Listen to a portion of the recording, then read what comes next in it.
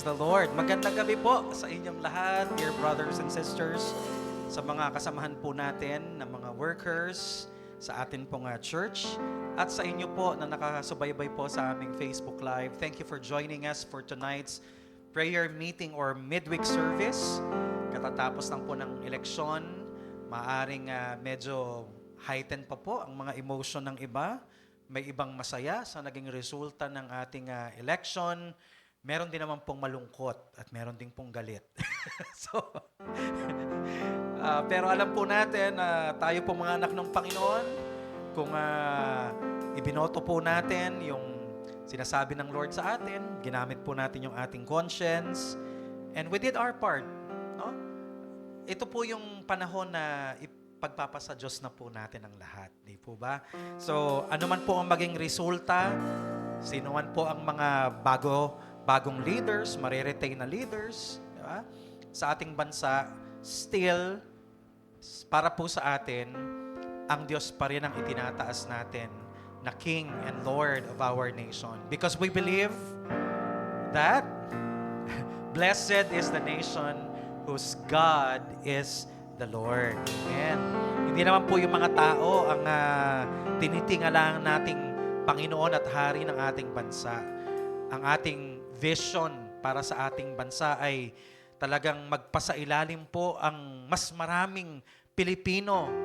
No? Hindi man kasi lahat, no? Pero ang dalangin natin as much as more Filipinos po ang tumanggap at makakilala sa Panginoon at pagpasako po sa kanyang paghahari. Yun po yung vision natin sa ating bansa upang magkaroon po ng kaganapan, ng katuparan po yung ating pangitain, no? At deklarasyon na pinagpala ang bansa na ang Diyos ay ang Panginoon. Amen. Let's think about this song. We have a vision for our nation. We share a dream for this land. Amen.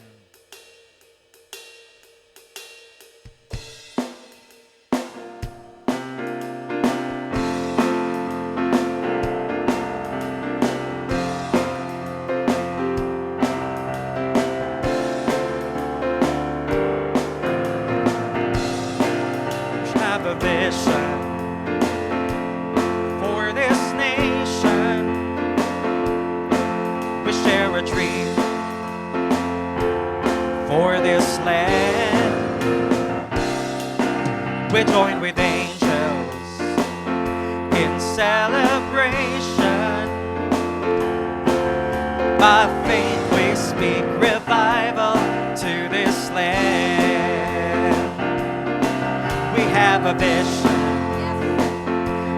for this nation. We share a dream for this land. We join with angels in celebration. By faith we speak revival to this land, where every knee shall bow and worship you, and every tongue confess that you are Lord.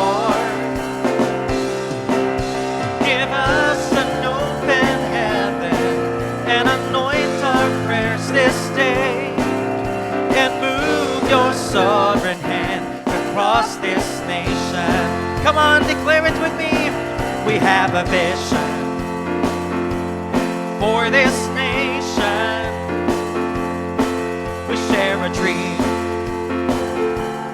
for this land. We join with angels in celebration. By faith we speak revival to this land, where every knee shall bow and worship you, and every tongue confess that you are Lord.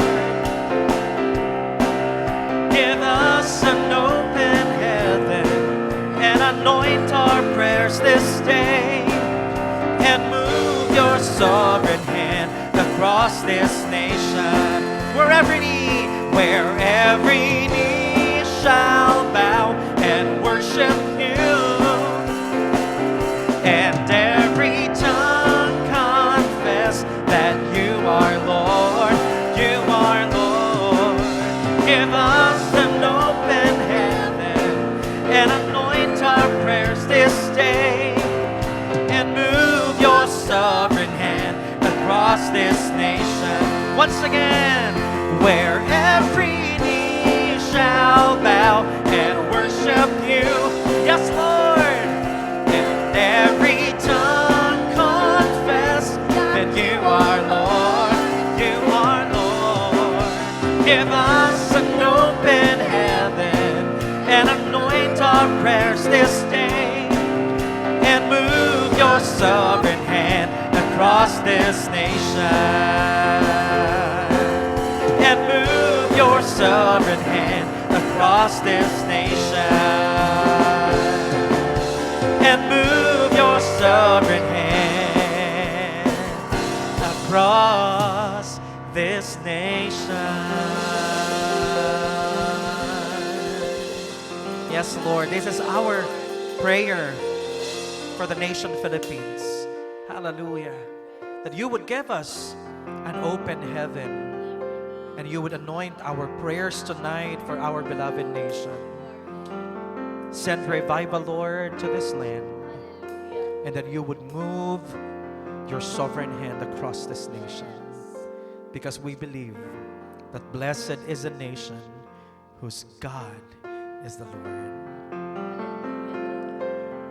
Where every knee shall bow and worship you,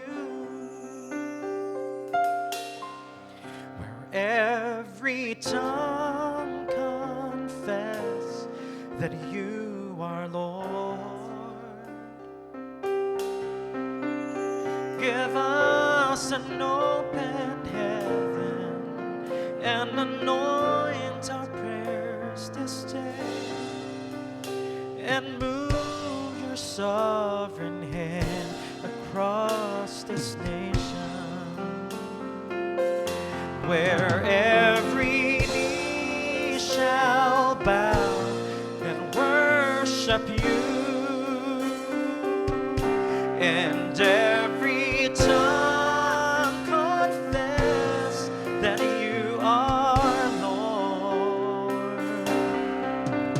Give us an open heaven and anoint our prayers this day, and move your sovereign hand across this nation.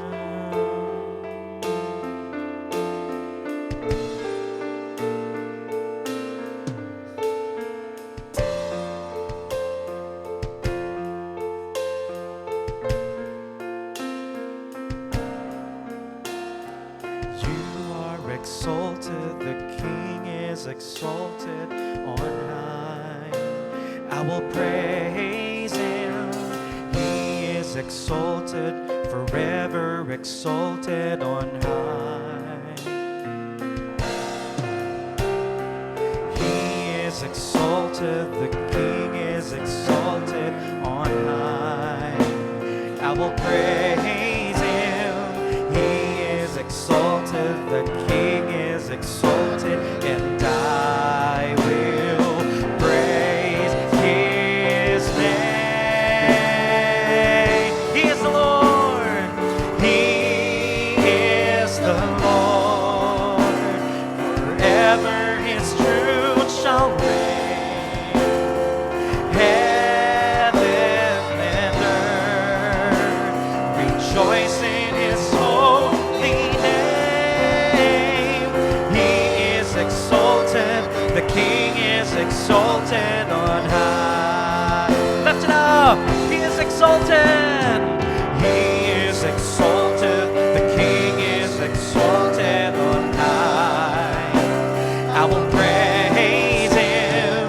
He is exalted, the King is exalted on high. He is exalted.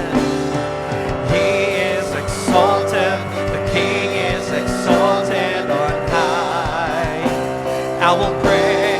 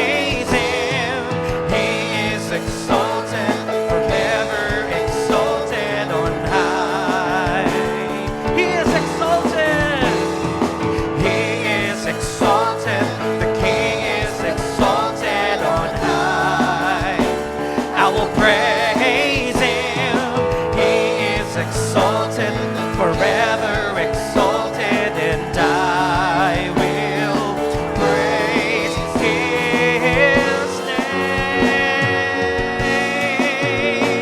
Oh, He is the Lord, forever His truth shall reign. Heaven and earth rejoice in His holy name. He is exalted, forever exalted on high. He is the King. He is the Lord, forever His truth shall reign.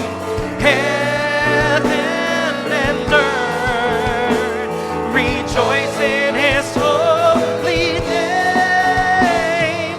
He is exalted, the King is exalted on high. He is the Lord. He is the Lord, forever His truth shall reign. Heaven and earth rejoice in His holy name. He is exalted, the King is exalted on high. He is exalted, the King is exalted on high. He is exalted, the King is exalted on high. Sing it again. He is exalted. He is exalted, the King is exalted on high. Hallelujah. He is exalted on high. We magnify your name. Hallelujah. He is the Lord. He is the King of Kings. Hallelujah. Your kingdom come, Lord. Your will be done on earth as it is in heaven. Blessed be your name. Hallelujah. Yes, God. Hallelujah. We worship you. We hail you, Lord. We crown you, Jesus, King of Kings and Lord of Lords.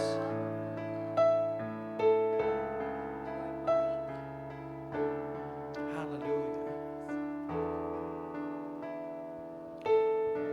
He is the Lord. Forever your truth shall reign. Heaven and earth rejoicing in His holy name.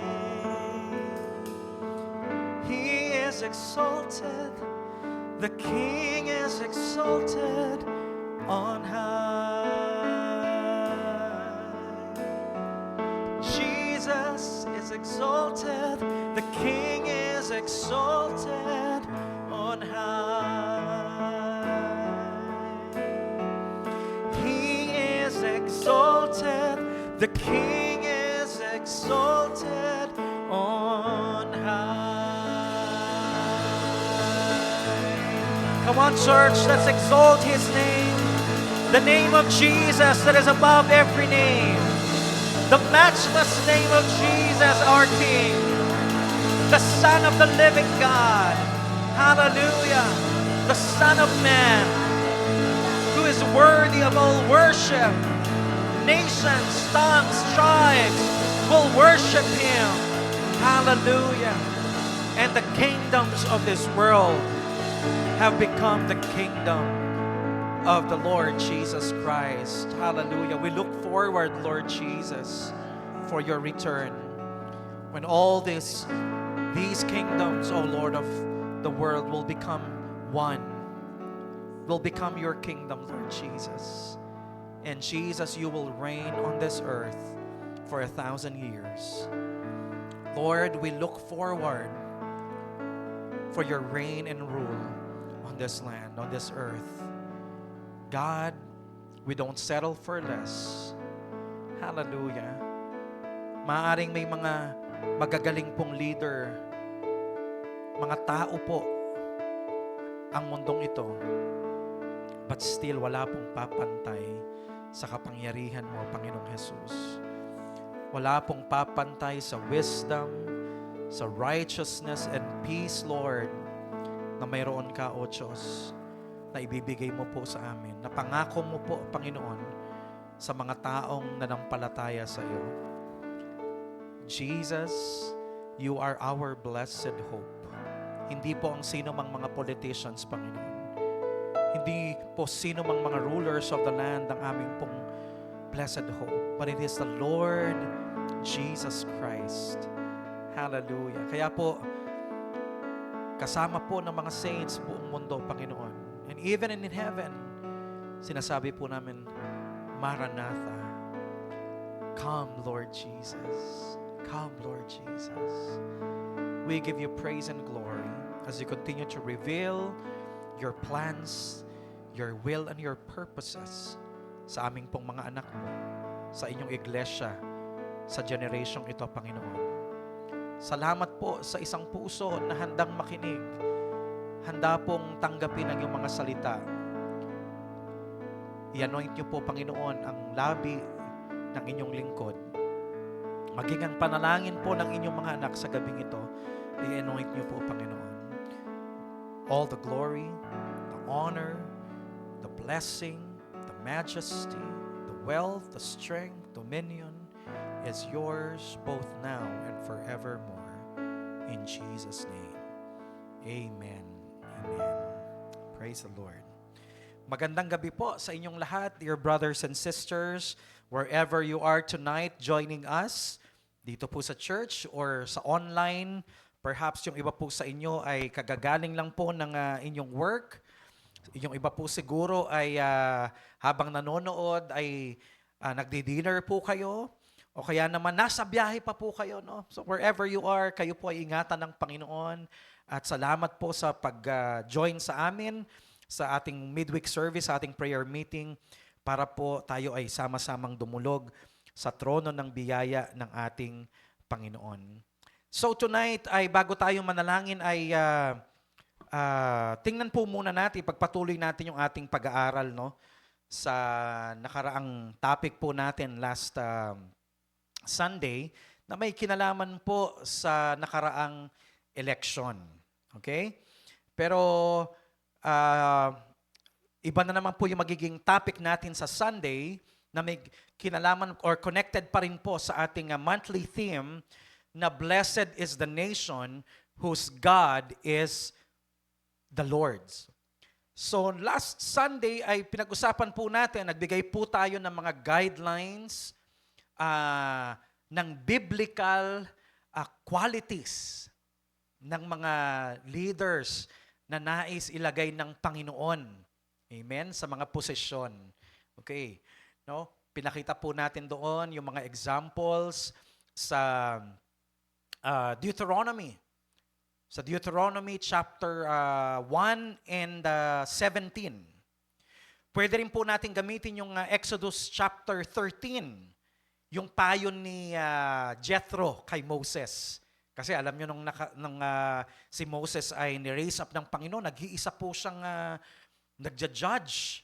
No? Pagkatapos mong ibigay yung mga commandments, so yung mga conflict po ng mga tao, yung mga maaaring problema po nila sa civil, sa kanilang agriculture, maaaring sa religion, ay idinudulog po nila kay Moses. So awang-awa po yung father-in-law ni Moses sa kanya. Nung makita po siya na, imagine, the whole day ay ang haba po ng pila at isa-isa po yung pinakikinggan ni Moses at isa-isa po niya na binibigyan ng judgment, no, ayon po sa laws ng Panginoon.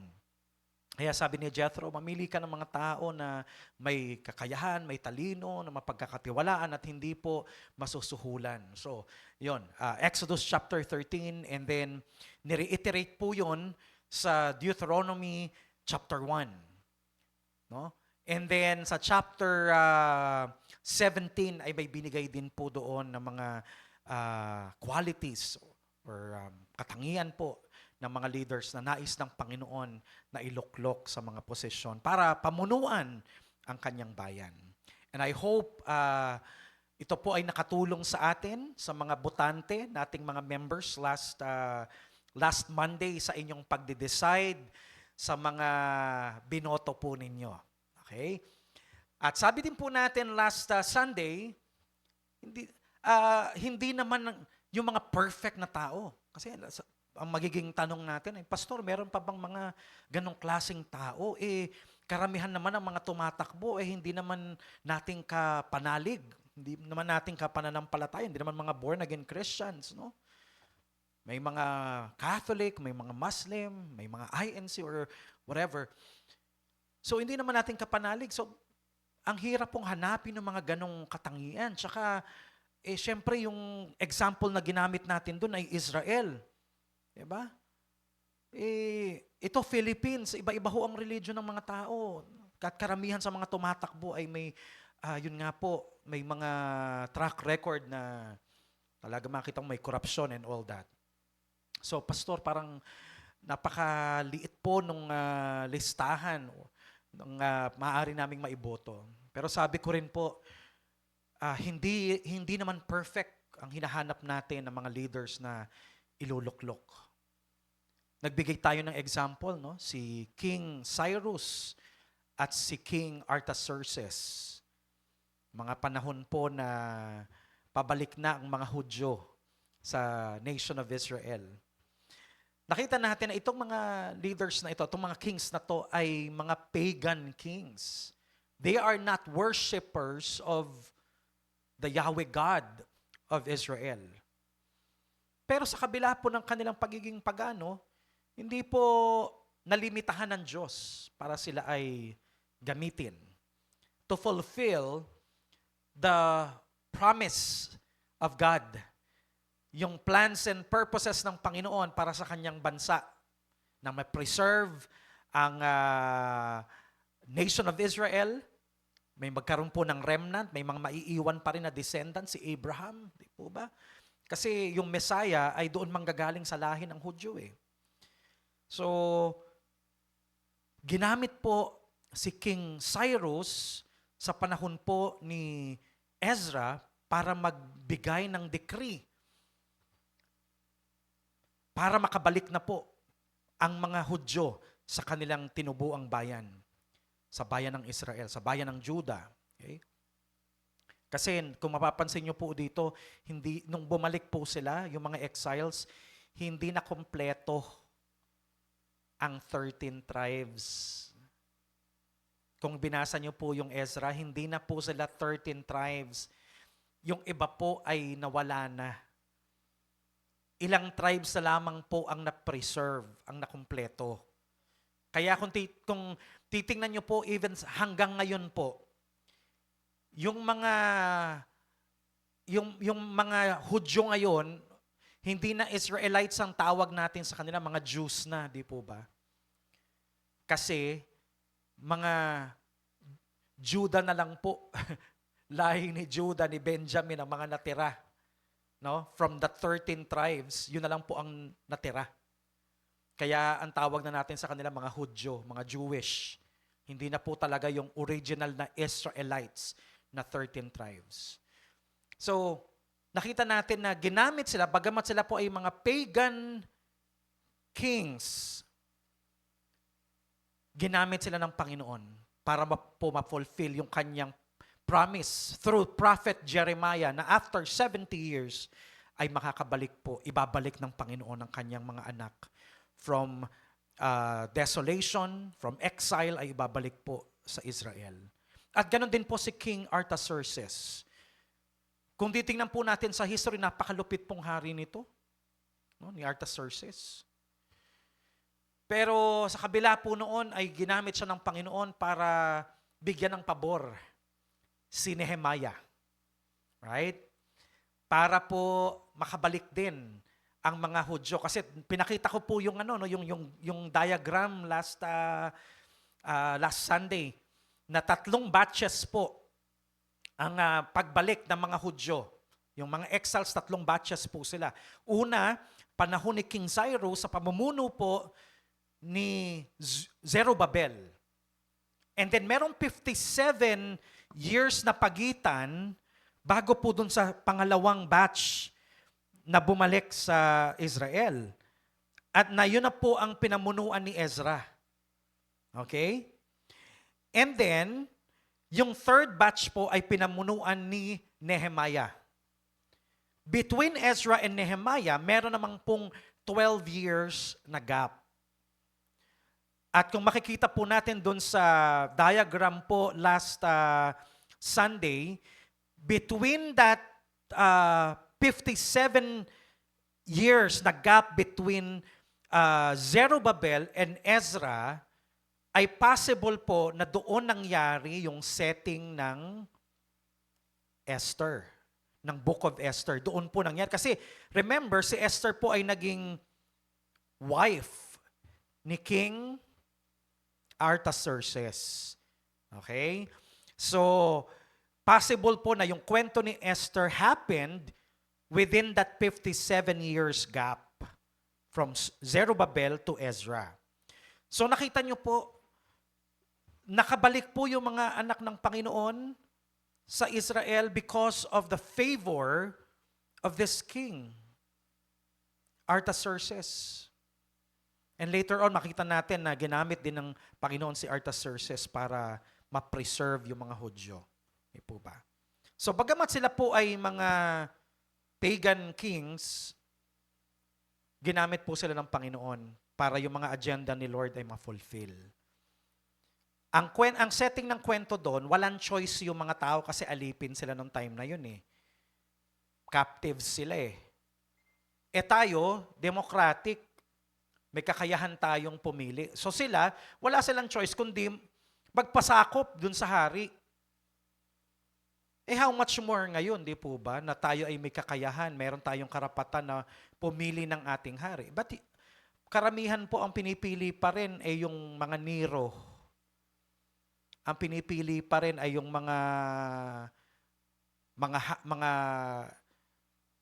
pinuno na walang takot sa Panginoon. Kaya ang encouragement sa atin ay magluklok ng mga tao na maaaring gamitin ng Panginoon. Okay? So ngayon, tuloy natin yung ating pag-aaral. Let's turn our Bibles sa Daniel. Okay? Daniel chapter 7, chapter 6. Ito yung famous na si Daniel ay inihulog sa kulungan ng mga leon and the Lord saved him. Pero bakit ba ipinatapon si Daniel sa kulungan ng mga leon? Okay, tingnan po natin. Sa verse 1, pinakita po doon na si King Darius ang hari at ginawaran po niya si Daniel ng promotion.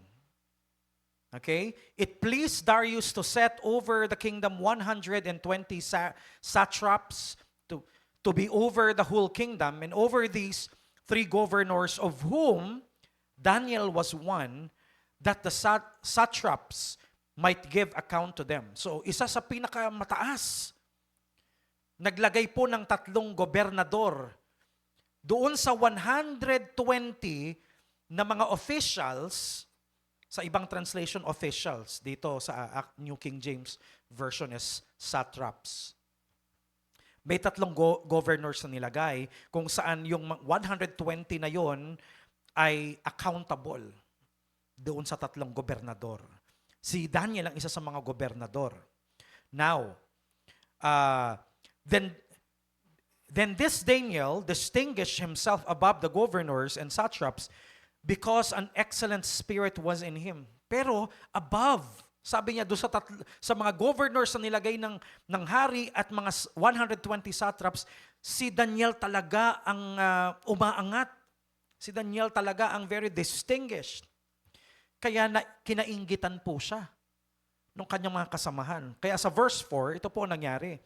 So the governors and satraps sought to find some charge against Daniel concerning the kingdom, but they could find no charge or fault because he was faithful. Sana ganito rin po tayo, no? Yung mga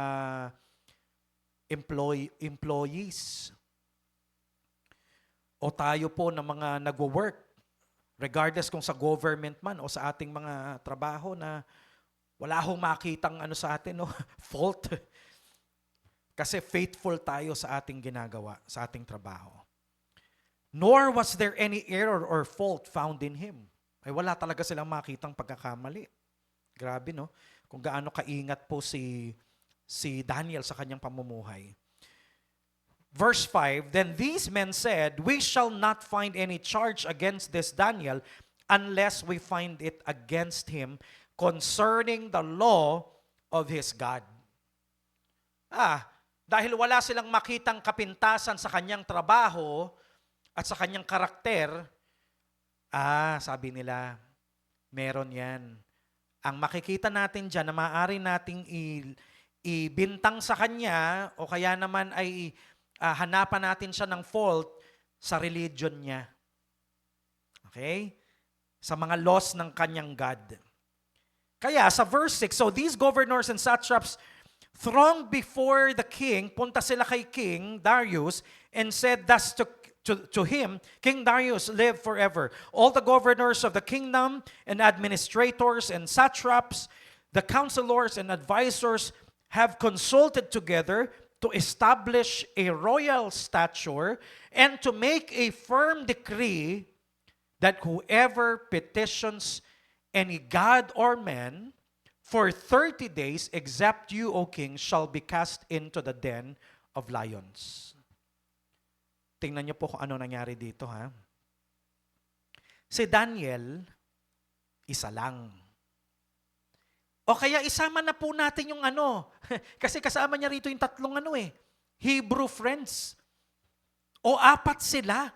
Kasama na dito si Shadrach, Meshach, and Abednego. Gawin nating 4. O imagine mo yun, 120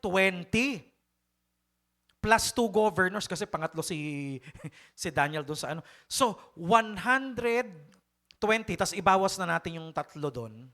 Si Shadrach, Meshach, at Abednego. Majority Familiar tayo sa term na majority, di po ba? Kasi sa bansa natin, ganun din tayo Sa isang democratic nation, mahalaga ang majority. Majority ng nasa government, na mga government officials in the time of Daniel ay hindi mananampalataya ng Panginoon. Naging kalaban po nila Daniel. 4 against the majority. O ano nangyari? Nag-connive yung majority at napagkasunduan nila na ipitin si Daniel. So anong ginawa po nila? In-entice po nila yung king. Kinonvince po nila yung king dahil sila nga yung majority, di sila ang pakikinggan. Anong ginawa po nila? Pinagawa po nila ang hari ng isang decree na sa loob ng 30 days, wala pong magdarasal sa kanilang mga Diyos, kundi sa hari lamang. At ang makita po na mag-violate sa decree na ito, sa utos na ito, ay itatapon sa den of lions. Pero tingnan niyo po kung ano nangyari. Verse 10, now when Daniel knew that the writing was signed, he went home and in his upper room, with his windows open toward Jerusalem, he knelt down on his knees 3 times that day and prayed and gave thanks before God as was his custom since early days. Nakagawian po ni Daniel, yung discipline niya na mag-pray 3 times a day. Di po siya natakot. Diba, ito nga po yung napag-aralan natin ng mga nakaraan. Yung magkakaroon ng conflict, possible na magkaroon ng conflict dahil sa mga batas na ibababa. Kapag ang mga walang pananampalataya sa Diyos, galit sa Panginoon, walang takot sa Panginoon, mga atheist, mga nagsusulong ng mga liberal, o yung sinasabi nating progressive ideologies, no? Nagpasaya ng batas na against sa faith natin. Wala tayong magagawa. Batas na yan eh. O yan, mangyayari, in conflict sa ating faith, so, hindi naman tayo susunod. We would rather obey God than men. Kahit ano po ang mangyari sa atin, katulad ni Daniel, diretso lang siya sa kanyang pag-pray sa Lord. Kahit anong man ang kahinatnan. At dahil doon, iniligtas naman siya ng Panginoon. Di po ba? So nakita natin yung principle dito. Kapag ang majority ng mga government officials ay walang takot sa Panginoon, majority. Sila ang comprising ng majority. Ayan, sa Senate, sa Congress, tapos sabihin na natin sa executive, yung mga advisors ng presidente, o kaya naman sa judiciary, 'di ba? Nakita natin yung structure of government power sa Pilipinas. Maaaring sa mga huwes, may mga korap, walang takot sa Panginoon, walang pagpapahalaga sa buhay, kumikiling sa mga mayayaman. Anong mangyayari sa bansa natin? Ma-achieve po ba natin yung blessed is the nation? Yung pinagpalang bansa, kung ganun yung mga namiminuno sa bansa natin? Nakita niyo po yan? Maaari po silang gumawa ng batas laban sa atin, mga Kristiyano. Kita niyo po yan? Buti nga po, democratic yung bansa natin na tayo ang namimili. Bakit hindi tayo pumili? Di po ba? Ng mga tao na makakatulong po natin, magiging kasangga natin sa Kongreso, sa Senado, para pigilan ang mga satanic bills, satanic laws, na maaaring gamitin ni Satanas laban sa atin. Dapat ginagamit natin ng discernment and wisdom natin, mga minamahal kong kapatid na Kristiyano. Pinipigilan dapat natin ang mga alyansa, ang mga political parties na yan, na kung titingnan mo, susuriin mo, ano bang mga isinusulong nila? Dapat isa tayo sa matalino na hindi papayag na magkaroon ng majority, mabuo ang mga majority dyan, yung mga partido na yan, na alam natin ang isinusulong yung mga sogi na yan, yung mga abortion, divorce. Hindi kaya dapat nagre-research tayo eh. Gets nyo po? Diba? Ayan eh, nakita natin, may Bible tayo, binigay sa atin tong Bible para magkaroon tayo ng wisdom. Pero alam nyo, sabi ko nga sa inyo, kahit kaunti. Ito po, masaya ako. Masaya po ako sa naging resulta ng ating eleksyon. Kasi it's a mix. Kung titingnan niyo po, ay mix po ang mga nanalo. May nanalo sa partido ng administrasyon, may nanalo sa partido ng mga Dutertes, no? May mga independent. So maganda po itong mga kinalabasan ng ating. Siyempre may mga pumasok pa ring artista, yung mga gano'n, no? Pero nakita natin, we praise the Lord kasi nagkakaroon parang nagiging hopeful po tayo.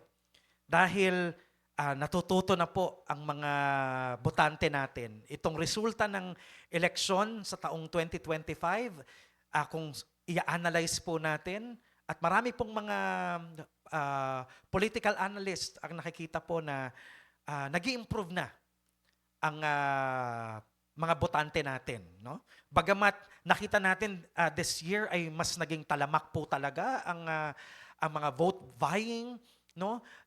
Mas naging talamak po yung bigayan ng ayuda, no? Talagang pero nangyari pa rin po yung dapat mangyari ayon sa kalooban ng Panginoon. So, ako po may mga praise the Lord sa mga binoto ko, meron pong mga pumasok. Pero bagamat sabihin natin konti lang sila, sabi ko nga, hindi pa rin nalilimitahan ng Panginoon sa kakaunti. Sabi ko nga, pinaalala sa akin ng Lord habang ako po ay meditate, sabi ng Lord, huwag kang malungkot na konti lang yung mga pumasok sa binoto mo. Kasi ako nga, sa Bible, tingnan mo, laging doon ako nagwo-work sa kaunti. Diba? Kay Gideon, kailangan 300 lang yung mga armies. So maraming kwento po na sa Bible na laging kaunti, laging minority yung ginagamit ng Panginoon for Him to do exploits. Yan. So nakita natin dito sa time ni Daniel, government officials forming the majority, pwedeng sila po ang gumawa ng batas against us. So another example, punta naman po tayo sa bandang unahan ng ating Bible, sa panahon ni Esther. Ito na po yung sinasabi ko kanina. Okay? So Esther chapter 3. So, dito naman po, may isang taong mataas, government official, mataas ang kanyang posisyon at malapit sa hari. Ang pangalan po ay Haman. Okay? Si Haman. Pero nung time na to, alam natin na si Mordecai ay isa sa pinagkakatiwalaan ng hari na kawal. Kasi may iniligtas po niya ang hari sa isang assassination. Okay? And then, si Queen Esther naman po, si Esther naman po na pamangkin ni Mordecai ay napili po na queen. Okay? Natanggal po si Vashti, no? As queen, at ang ipinalit po ay si Esther. Okay? So wala silang kaalam-alam na ganun po ang nangyari, na mga Hudyo si Mordecai at saka si Queen Esther. At ito po ang ginamit naman ni Satanas, si Haman, para po udyukan si King Ahasuerus, or sa iba pong ay si Artaxerxes, no? In other books or sa ibang history books, ang pangalan ng Ahasuerus na to ay si King Artaxerxes. Okay? Depende po sa tradition na ginagamit. So ngayon, inentice po itong inudyukan po nitong si Haman kasi may bad report na binigay itong si Haman sa hari. Siniraan po niya ang mga Hudyo. O tingnan natin sa verse 8. Then Haman said to King Ahasuerus, "There is a certain people scattered and dispersed among the people in all the provinces of your kingdom. Their laws are different from all other peoples, and they do not keep the king's laws. Therefore, it is not fitting for the king to let them remain." Di ba parang ganyan din tayo, mga Christians today? Nasabing mga weirdo tayo, kakaiba tayo sa kanila.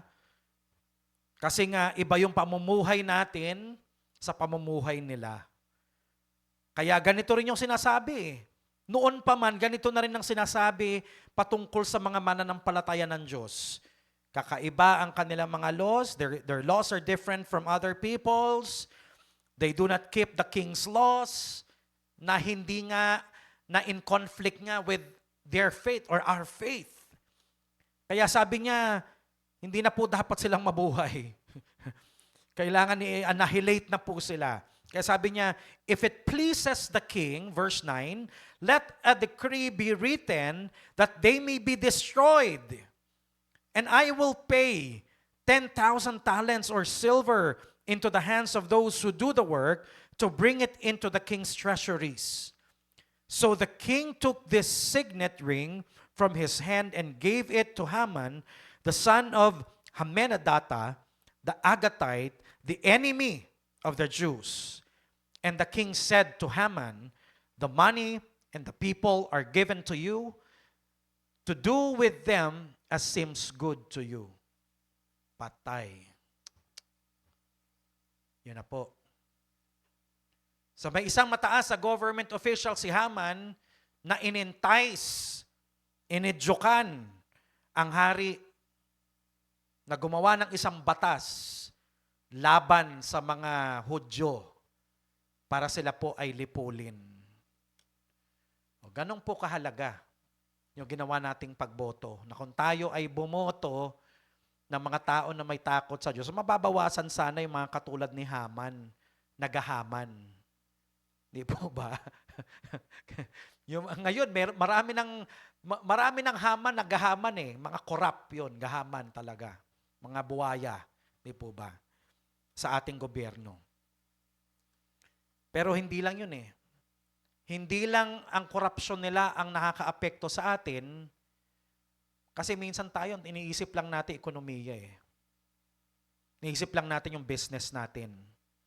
Kung ano makakabuti sa business natin. Kailangan si mayor ganito o kaya si presidente ganito ang ilagay natin kasi mas maluwag ang policy about ganito.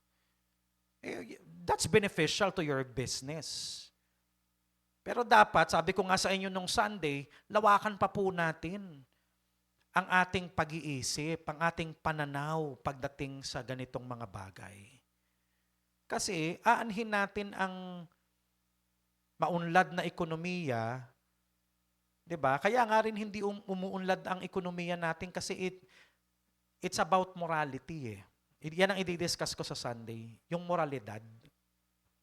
Kung hindi natin pagtutuunan ng pansin at babantayan at iingatan ng moralidad ng bansa natin, ang spirituality ng bansa natin, at dadami ang masamang tao, ang korap, sa tingin nyo, ma-achieve din natin ng economic progress and development?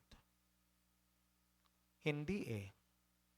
Ma-achieve kaya natin yung sinasabi nating kapayapaan tsaka yung peace and order dito sa ating mga lungsod, sa ating mga community, sa ating bansa, kung bagsak ang moralidad? Alam nyo, hindi po. Hindi po. Kaya dapat lawakan natin yung pananaw natin. So tingnan nyo po, ang nangyari dito, si Haman, siya po ang Satan's pawn. Di ba yung sa chess? Dito sa Book of Esther, walang na-mention na God. Name ni God, hindi po talaga na-mention dito sa Book of Esther. Kaya ang isa po dito sa ay bakit na isama ito sa Bible, itong Book of Esther. Isa ito sa mga huling na canonize sa Old Testament. Kasi nga, walang na-mention na name ni God. Pero alam niyo po ba kung ano ang theme ni Esther? The providence of God. Ito yung pagkilos ng Diyos sa history. Diba? Hindi natin direktang nakikita yung parang in terms of religion, in terms of sa ating bansa, no? Hindi natin directly makikita na yung pagkilos ng Panginoon, pero behind the scene, it is God orchestrating everything. In His wisdom, siya po ang kumikilos at naglalagay ng mga tao sa posisyon para magamit niya for His purpose. Nakita natin dito sa kwento ng Esther, sa Book of Esther, ang dalawang kingdoms na nagtutunggalian, naglalabanan. Nakita natin ang reality ng spiritual realm. May yung kingdom of darkness at kingdom of God. No? Na kung saan si Haman ang Satan's pawn. Si Haman ang may influence si Satanas na kalaban po ng Panginoon, kalaban ng bayan ng Diyos. Kita po natin yan. Pero, doon ho natin makikita ang kapangyarihan ng wisdom ng Diyos, the sovereignty and the providence of God. Na bago pa mangyari itong ginawa ni Haman sa chapter 3, ay si God ay may mga pawn din, no? Na inilagay sa kingdom. At sila si Mordecai at si Queen Esther. Hallelujah. Hallelujah. Kaya ano pong nangyari dito? Bagamat hindi na pumabawi ng hari ang kanyang decree. Doon sa chapter 4, talagang si Mordecai, nag-fasting sila, talagang iyak siya ng iyak. No, nagsaklot siya, nag-fasting sila. Ayan, tapos ganun din si Queen Esther pinuntahan ni Mordecai sa verse 13, basahin natin. And Mordecai told them to answer Esther, "Do not think in your heart that you will escape in the king's palace any more than all the other Jews." Di ba? Kaya nga sabi ko sa inyo, damay-damay to eh. Huwag nyo sabihin na, ay, hayaan mo na yan. Kung ano man ang mangyari dyan, okay lang ako. Mga kapatid, kung saan papunta ang bansa natin, anuman ang matabo, sa Bisaya, anuman ang mangyari sa bansa natin.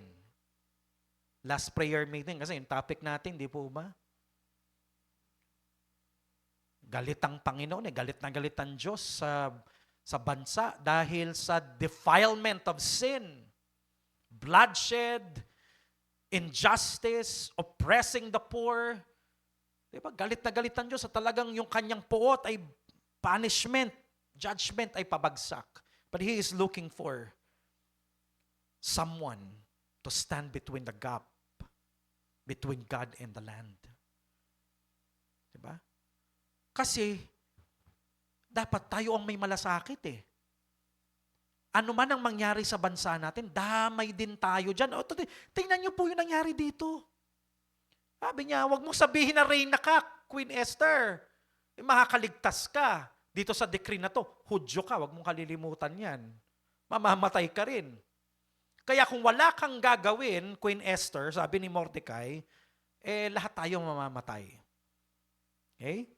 Kaya ano pong nangyari dito? Then Esther told them to reply to Mordecai, "Go, gather all the Jews who are present in Shushan and fast." Parang taga ano to Kung hindi China, Korea. Shushan. And sabi niya, "Fast for me. Neither eat nor drink for 3 days." 3 araw kayong mag-ayuno. Sabi niya, pag-pray niyo ako, night or day, my maids and I will fast likewise. And so, I will go to the king, which is against the law. If I perish, I perish. Di siya rin, no? Sabi niya, sige, lalapit ako sa hari. Pero yung gagawin ko, against the law of the king, bawal akong lumapit doon kung hindi ako pinapatawag. Sabi niya, pero ipag-pray niyo ako, mag-fast tayo. 3 days, 3 nights, walang kakain, walang iinom. Total fast. No? So kung mamamatay ako, di mamamatay ako kasi mamamatay na rin naman tayo because of the decree. Pero nilagay tayo ng Panginoon dito. Ito yung famous na do not, sabi po dito, doon sa sinabi ni Mordecai, "An all king servant,"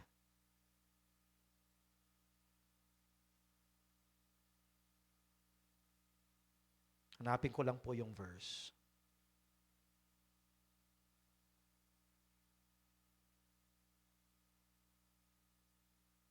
Eto, sa verse 14. So sabi niya, "For if you remain completely silent at this time," sabi niya, Esther, kung wala kang gagawin, kung mananahimik ka lang, "relief and deliverance will arise for the Jews from another place." May gagamitin pa rin ng Diyos na magliligtas sa atin sa ibang lugar. Kung wala kang gagawin, ha? "But you and your father's house will perish." Ikaw, mamamatay ka, kasama ako doon kasi magkapamilya tayo eh. Lahat tayo na nanditong mga Hudyo, mamamatay tayo. Pero ito po ang ganda ho nitong sinabi ito. Ito po yung parang highlight ng ng Esther eh. Sabi niya, yet who knows? Yet who knows whether you have come to the kingdom for such a time as this? Yet who knows whether you have come to the kingdom as such a time as this? Ano pong ibig sabihin nun? Sino nakakaalam na kaya ka inilagay dyan bilang isang reyna at ako naman ay nandito bilang isang kawal sa kingdom ni Ahasuerus ay dahil may gagawin ng Panginoon, gagamitin niya tayo. Mga minamahal kong kapwa Kristiyano, this speaks sa mga Christians na nagtatrabaho sa ating gobyerno, mga government officials na Kristiyano, applicable sa kanila to. Kaya kayo nandyan, di ba? Who knows na you have come in the government of the Philippines in such a time, for such a time as this. At tayo din naman ng mga mamamayan, nilagay tayo dito sa demokratikong bansang ito ng Pilipinas in such a time as this, na nandito tayo mga Kristiyanong Pilipino para gawin natin ang dapat nating gawin para tayo ay gamitin ng Panginoon. Di po ba? Nawa, nung Monday, ginamit tayo ng Panginoon para gawin kung ano ang dapat nating gawin. Di ba? Now, i-analyze natin ng konti ito. So sabi natin kanina, may Satan's pawn. Alam natin na maraming pawn si Satanas sa ating gobyerno. Marami siya dyan sa Senate. Ang hirap magpangalan eh. Kung sino yung Satan's pawn na yan. Ang sipag-sipag naman talaga eh. Ang sipag gumawa ng mga batas. Pero tingnan mo yung mga batas na ginagawa nila. At saka, ito pa pala, dagdag ko ha. Dagdag ko. Tingnan nyo yung batas na sa panahon ni Daniel at sa panahon ni Ahasuerus. Bakit pumayag ang hari doon sa proposition nila, sa proposed law nila? Kasi magandang pakinggan. Diba? Parang beneficial sa hari eh. Di ba ganyan ang ginagawa nila ngayon? Tingnan mo yung mga nakaraang CSE, Comprehensive Sexual Education. Diba ang ganda-ganda? To prevent teenage pregnancy. Itatago nila doon sa acronym na DEI. Diversity, Equality, and Inclusion. Uy, ang ganda, no? Diversity, Equality, Inclusion. Ganda eh. Diba? Ang ganda. Pero nakatago sa likod ng mga bills na yon na tila ang ganda at beneficial sa ating bansa. Nakatago doon yung agenda ni Satanas na wasakin ang moralidad ng bansang Pilipinas. Grabe po. Grabe po talaga. So, tingnan nyo po, biblically, ayan na po eh, may examples tayo eh. May mga examples tayo sa Bible. Kunyari, magpo-propose ng mga bill, ang gaganda. Pero yun pala, ang punterya ay yung mga Kristiyano. Imagine mo yan. Hindi ba nangyayari yan today? Oh, sana po mas nagiging matalino din tayo mga Kristiyano. Nangyayari yan eh. So tingnan nyo po, maraming mga pawn si Satanas. I hope, mga kapatid ko, hindi kayo hindi kayo bumoto ng pawn ni Satanas. Because I tell you, si Satanas walang mercy yan. Hindi maaawa sa atin yan, mga kapatid ko. Satan is without mercy sa mga Kristiyano. Tuloy ang laban ni Satanas para i-oppose tayo, para pahirapan tayo, para pabagsakin, no? I-oppose ang kingdom ng Panginoon, ang mga plano at agenda ng Lord sa ating bansa. No, na tayo po ay humayo at gawin nating alagad ng Panginoon ng maraming tao. At ipangaral natin ang mabuting balita sa ating mga komunidad, sa ating bansa. I-oppose tayo ng kaaway eh. Kaya dapat, tayo mga Kristiyano, nilawakan natin ang ating pananaw. No? Hindi lang yung tungkol sa business natin, hindi lang tungkol sa trabaho natin, ano? Hindi lang tungkol sa ekonomiya ng bansa natin, sa education or ano. Tingnan natin, sino po yung mga tao na makakatulong natin at magagamit ng Diyos. Yung sabihin natin pon ni Lord doon sa gobyerno. Para, kung meron mang mga i-propose na satanic bill, itong mga pon ni Satanas, merong mga pon si Lord na mag-o-oppose din sa kanila. Oh, di ba? Ganun lang yan eh. Buti nga, sabi ko nga, ang setting nila, wala silang choice dito. Kasi exile sila eh. Alipin lang sila dito. Tayo, democratic tayo. Di the more na dapat naging wise tayo sa ating pagboto. Pastor, paano nga yan? Hinahanap kami ng wisely. Doon sa aming balota, hindi namin nakita si wisely. Oh. So mga kapatid, I hope mas naiintindihan ho natin sa mga susunod na darating na eleksyon. Tandaan niyo ho itong mga ganitong mensahe. No? Gamitin ho natin ang ating discernment, yung wisdom ng Lord, nang ilalagay. Kasi alam niyo po, ang moralidad, patindi na ho ng patindi. Patindi na ng patindi talaga. Pabagsak na ng pabagsak ang moralidad. Kung kayo ho, even sa inyong Facebook, tingnan nyo ho ang mga Facebook ko, yung mga parang mga sinasuggest dyan o mga lumalabas dyan.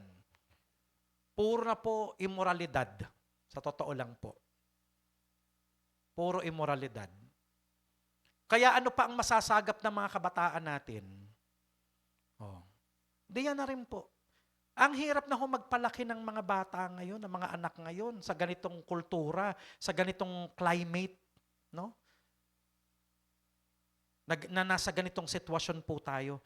Kaya kung wala ho tayong gagawin, sabi nga po ni Mordecai kay Esther, if you will remain silent, you and your father's household will be destroyed. Mga kapatid kong Kristiyano, pinananawagan tayo ng Holy Spirit na kung tayo ay mananahimik at wala tayong gagawin sa ating kapanahonang ito, we will be destroyed. The church will be destroyed. Our family will be destroyed. Kaya tayo, ano man ang mangyari sa atin? No? Manindigan ho tayo na tayo po ang pon ni Lord sa henerasyong ito. Let's do our part. And what we can do is, katulad po ng ginawa ni Mordecai at ni Esther at ang mga Hudyo, manalangin po tayo. Dalasan po natin ang ating pag-aayuno para sa ating bansa, para sa ating pamilya, para sa ating church. Yan po ang isa sa mga wala namang bayad na magagawa po natin bilang mga mananampalataya ng Panginoon. Manalangin. Kaya po I encourage you every Wednesday, samahan niyo po kami. Manalangin po tayo lagi. Pag-pray po natin ang ating church, ang ating bansa, ang buong mundo. Pag-pray po natin upang ang agenda ng Panginoon ang patuloy na mangyari sa ating bansa. Let's continue to pray for yung mga bagong mga halal na government officials natin na sila po ay kasangkapanin ng Panginoon para matupad yung ating pangarap para sa ating bansa. Blessed nation. Blessed nation. Amen? And that will only happen when God is the Lord of this nation. Ito po yung mga prayer concerns natin sa gabing ito. Idulog po natin sa Panginoon. So, closure of 2025 election. So, Ongoing pa rin po yung canvassing, election canvassing. Ah, Nawa po ay magsarado po ito ng matagumpay, no, hindi po ma-intercept, wala pong dayaan na mangyari dito sa mga pag-turn in ng mga um, election returns. So ito po ay maging ma-consolidate po nila ng maayos, no, and safely. Ipag-pray din natin sa pagtatapos ng eleksyong ito ay magkaisa po ang sambayan ng Pilipino, yung support and cooperation of Filipinos for national and local leaders. Pag-pray nyo po ang renovation ng ating church. Meron pong mga setbacks na nangyari sa atin, pero alam po natin na ang Panginoon ang patuloy po na kikilos. Kasi yung pinropose po namin na design, na plano para sa ating church renovation ay initially hindi po na-approve ng may-ari kaya medyo nagkaroon po ng delay. So, pero salamat po dahil may kapatiran po tayo na talagang tumutulong sa atin para ma-close na po ito at makapag-start na po tayo sa ating renovation para po on time tayo sa ating schedule, no? And then pag-pray po natin yung healing ng mga may sakit. Alam nyo, last Sunday akala ko po hindi ako makakapag-preach because starting Friday ay talagang hindi po ako makabangon, no? Talagang magapo yung aking paa. Ito ngayon yung aking kamay, aking siko ay magapa rin po ng kaunti at hindi ko pa po maiunat ng yung aking kamay. Pero salamat po sa strength and sufficient grace ng Lord, no? And then blessing upon our partners, supporters and givers na may kinalaman din po sa renovation ng ating church para i-supply po lahat ng needs ng ating church. At saka bago tayo mag-pray ay just a short report, no, last Wednesday po o kahapon ay galing naman po ako kaya na postpone yung ating prayer meeting ay naging bahagi po ako ng planning ng DSWD at ng San Juan government. Ang dami po naming mga department heads doon na kasama doon sa planning na yon for the members of the Pantawid Pamilya program ng DSWD or we commonly known as 4Ps, no? Yung mga programa for 2025 to 2028, grabe, 4 years. Ganun po yung binuno namin. Kaya sobrang nakaka-drain po ng very technical po yung naging planning ng kasi based po sa analysis ng programang 4Ps, yung mga naging concern, problema po na nakikita nila, yung po yung mga tinugunan. Tapos, tinanong po lahat ng mga departments na present kung sino sa amin ang maaring tumugon sa mga problemang yon. Okay, so, tapos magkanong budget ang kailangan para doon sa programa or sa service or activity na yon. Kaya, pag-pray po natin, no, itong mga 4Ps members na to at yung mga iba pa po na mga outreaches natin sa San Juan, na makapag-save po ang Lord through this program sa ginagawa natin. Marami pong iligtas ang Panginoon sa mga taong ito at makasama po natin sa ating church, sa ating bagong church. Alright, sama-sama po tayo mag-pray and idulog sa Panginoon itong mga concerns na ito. And we know that the Lord is with us tonight. So the Lord bless you po as you pray.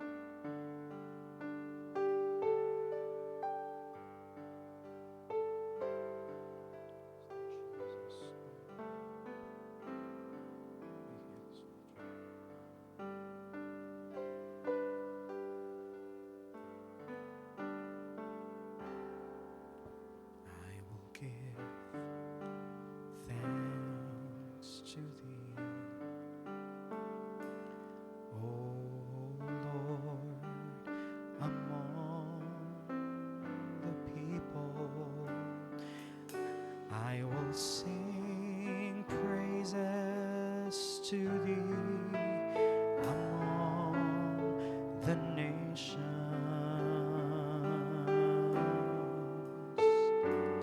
For thy steadfast love is great.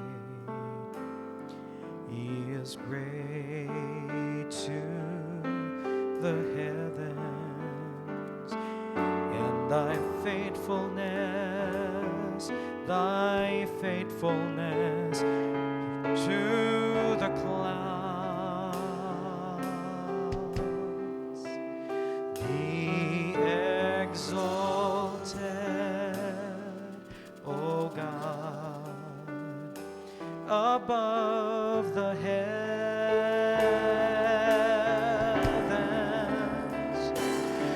Let thy glory be over all the earth.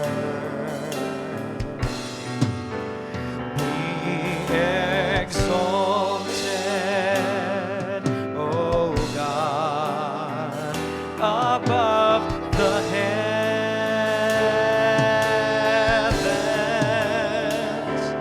Let thy glory be over all the earth. Sing it again. I will give thanks. I will give thanks to thee, O Lord, among the people. I will sing praises to thee among the nations.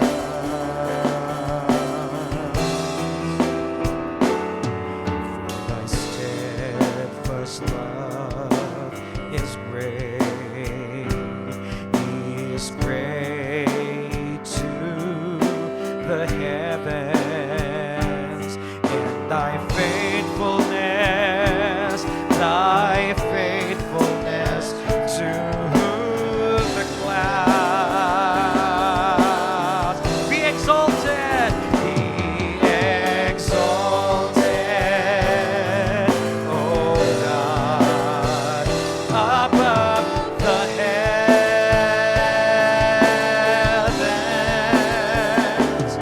Let thy glory be over all the earth. Be exalted, Lord. Be exalted, O God, above the heavens. Let thy glory be over all the earth. Let's lift our voice and exalt him. Be exalted, O God, above the heavens. Let thy glory be over all the earth. Be exalted, O God, above the heavens. Let thy glory, let thy glory, let thy glory, let thy glory,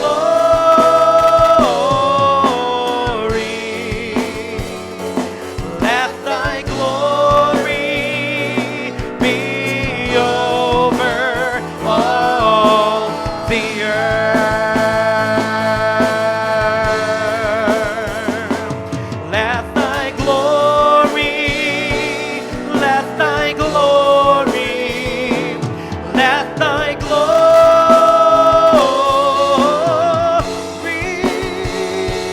let thy glory be over all the earth.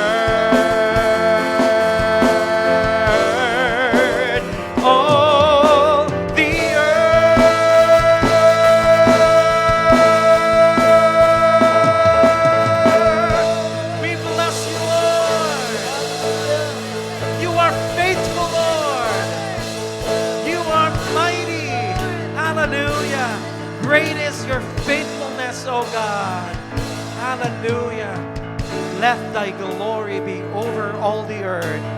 Even in this nation, the Philippines, O Lord, let your glory be over all this land. Hallelujah. That is our vision.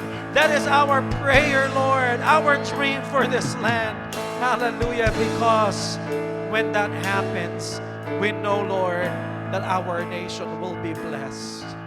God, we long to see that this nation is blessed because the God of this nation is the Lord. Hallelujah. We bless you and give you glory, Lord.